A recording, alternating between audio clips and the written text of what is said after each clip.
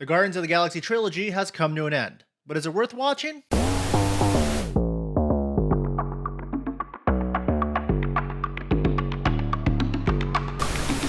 What's going on, guys? Welcome to the Movie Dive. Today we're diving into Guardians of the Galaxy Volume 3. Now, I just want to say I'm so glad I'm finally back. I was out of town for a while and I was doing a bunch of different stuff, but it was good to have a nice little break. Now the summer movies start coming out, and it's going to be a weekly occurrence of going to the movies and reviewing these as well. Now, it has been 9 years since the first Guardians of the Galaxy came out. I'll never forget it because Marvel was releasing all their big superhero movies. They had Iron Man first, they had Thor, they had Captain America. They had all these superheroes that everyone was very aware of. And then suddenly you heard about Guardians of the Galaxy coming out. Now, I remember when they first announced that, I was thinking Marvel is getting a bit too cocky with their movies now. They're going to start releasing comic book people that I've never heard about. They're going to go deep into the well, and it's going to be a swing for the fences. Now, that turned out to be an incredible experience. I remember seeing it in a movie theater and enjoying myself from beginning to end. And at that point is when you realize, oh, Marvel knows what they're doing. Kevin Feige knows what he is doing. James Gunn, of course, has gone on to have a roller coaster of a time with Marvel, getting fired, getting rehired, having his whole cast back him up. He's gone to DC for a little bit. He's returned, but now after this movie, he's going back to DC permanently. But whatever you want to say about James Gunn, he is a very good filmmaker, has a distinct style, and I feel like he's honed in on that style the more and more time has passed. And now let's start by saying that Phase 4 of Marvel has been, to me, complete nonsense. I guess that's the best word to use. There's been some movies that I'm like, yeah, that was good, but I haven't been emotionally tied into any of them. I've not fully enjoyed any of them. There's movies like Shang-Chi, which I thought the beginning half was really good, but then the end came and it did nothing for me. There's been shows like WandaVision that, again, had 5 really good episodes. I was very intrigued by all of it. The end came, it did nothing for me. Then there's movies like Quantumania that I thought was just complete garbage. Shows like She-Hulk that I thought was complete garbage. Moon Knight, which had a few okay episodes, but it turned out to be complete garbage. Now, I think a lot of this is kind of superhero fatigue. Of course, a lot of this is Endgame was just the final boss mission. Now it feels like we're on these side missions, and what's the point to all of it when we know that the big bad already happened? The best thing that Phase 4 had going for it was Jonathan Majors as Kang, and now that is in huge jeopardy. So you're starting to think, what is the point? Are we going to continue doing this, or are we just going to release movies because they're still making money? And now onto Guardians of the Galaxy Volume 3. This is by far the best Phase 4 movie Marvel's put out.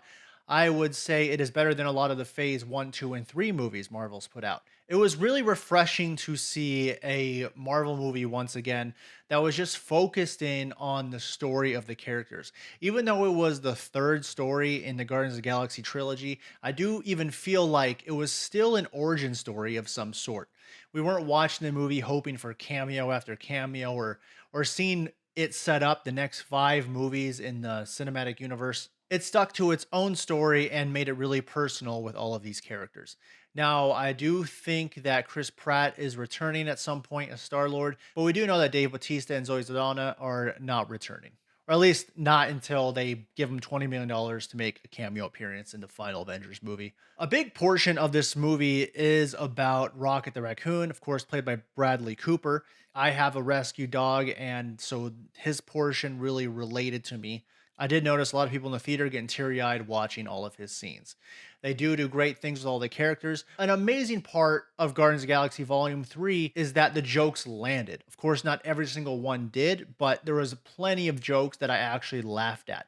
The jokes didn't seem forced. It wasn't like the villain was about to kill someone and then they just made fun of his appearance in the middle of a very serious moment and just killed all the tension. Whenever there was a moment with tension, they held on to that tension, and when there was a moment for a good joke, they had a good joke. Whoever it was that you were in love with, it sounds more like her. Her? That's ridiculous. Do not bring me into this. Now, there was one cameo in this movie that actually had nothing to do with the Marvel Cinematic Universe that I thought was absolutely amazing. That cameo does make sense to be in this movie, and you'll notice him if you know what I'm talking about. This isn't a spoiler because we all knew Sylvester Stallone was in the movie. He's in the credits. I have no idea why he was in this movie. Maybe they have a plan for him in the future, but he was basically like a little bit of a glorified cameo. Maybe he just told his agent, no matter what happens, get me in a Marvel movie. And they're like, okay, we will.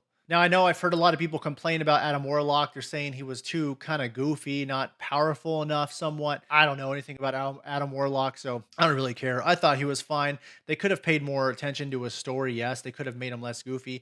To me, he was like a newborn kid learning his powers, so didn't bother me that much. I like Will Poulter a lot. If they continue going down that path, they can definitely flesh out his character quite a bit more and make him a way more popular character in the future. I could see that happening. Now, is this movie better than the first one? I don't know. I think they're different movies. This one even felt kind of like a standalone Guardians of the Galaxy film, rather than the first two felt like sequels to each other.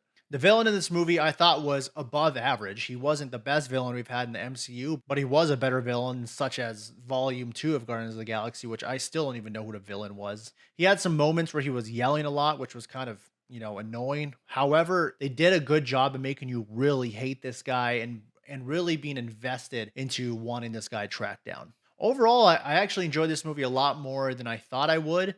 I do have a bit of superhero fatigue, so going into it, I wasn't sure. But while the movie was going on, I found myself really enjoying it. There's been a lot of Marvel movies lately that are over their runtime that I'm just like, come on, when is this going to end? This one wasn't as much like that. It's still a long movie. It still could have been 15 minutes shorter. However, I enjoyed it by far out of all the Marvel Phase 4 movies, especially as its own standalone Guardians of the Galaxy film. So I'm going to go ahead and give this movie a 3.5 out of 5. You guys let me know what you think in the comments, and we'll see you next time on The Movie Dive. Thank you guys for watching the video. Please don't forget to subscribe by clicking that button below. You can also leave a comment, good or bad. I'll enjoy it anyway. Until next time on the Next Day Movie Dive.